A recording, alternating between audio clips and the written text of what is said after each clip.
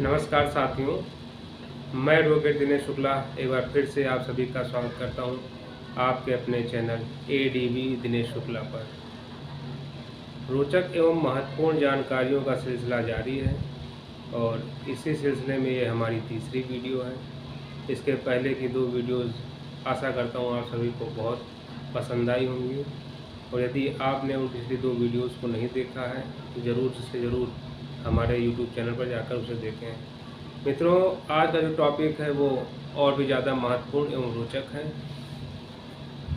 आशा करता हूँ मित्रों कि आप सभी ने कभी ना कभी एडवोकेट, लॉयर और बैरिस्टर शब्द का उपयोग अवश्य सुना होगा, इन शब्दों का नाम अवश्य सुना होगा। तो क्या मित्रों, बैरिस्टर, एडवोकेट, लॉयर ये क्या तीनों एक ही हैं या फिर तीनों अलग अलग उपाधियां हैं या एक ही उपाधियों के लिए तीनों अलग अलग नाम प्रयोग किए जाते हैं या किए जा सकते हैं? तो आइए विस्तार से इसी पर चर्चा करते हैं। तो मित्रों, सबसे पहले हम चर्चा करते हैं लॉयर। मित्रों, भारतवर्ष में कोई भी छात्र यदि त्रैवार्षिक LLB की डिग्री प्राप्त करता है या पंचवर्षीय LLB की डिग्री प्राप्त करता है, जिसे कि BLLB भी कहते हैं। यदि छात्र 12वीं के बाद डायरेक्ट LLB करना चाहता है तो उसे 5 वर्ष की BLLB करनी होती है, जिसमें उसका ग्रेजुएशन प्लस LLB दोनों ही कंप्लीट होता है। उसे BLLB कहते हैं। ये 5 वर्ष का पाठ्यक्रम होता है।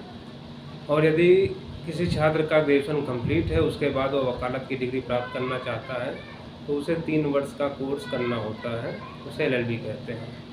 तो यदि छात्र भारतवर्ष में किसी भी मान्यता प्राप्त विधि कॉलेज से LLB की डिग्री प्राप्त करता है तो उसे लॉयर कहा जाता है। आशा करता हूं कि आप सभी को स्पष्ट हो गया होगा कि लॉयर किसे कहते हैं। अब हमारा अगला शीर्षक है बैरिस्टर।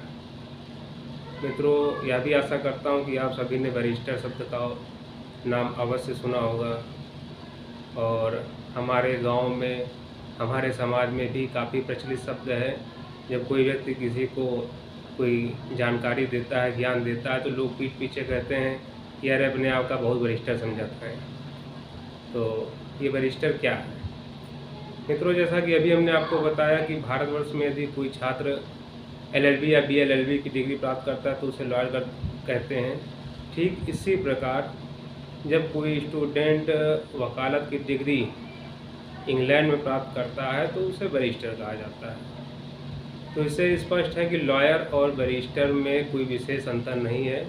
बस अंतर इतना है कि दोनों देशों में, 2 अलग अलग देशों में एक ही डिग्री के 2 अलग अलग नाम हैं। अब हमारा तीसरा शब्द है एडवोकेट। इसका उपयोग आप लोगों ने ज़्यादा सुना होगा।